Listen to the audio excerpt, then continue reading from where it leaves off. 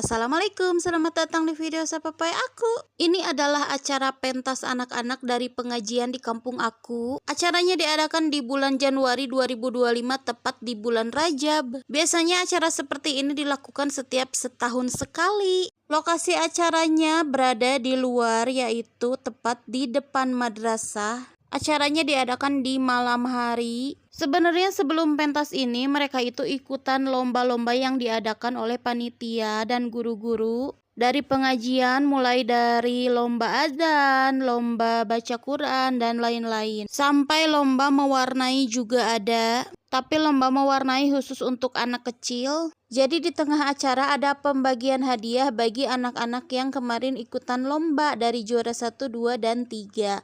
Tapi pas anak-anak dapat hadiahnya nggak di video karena terlalu panjang. Di sini juga banyak warga setempat yang ikut nonton, terutama orang tua murid. Makasih udah nonton, dadah.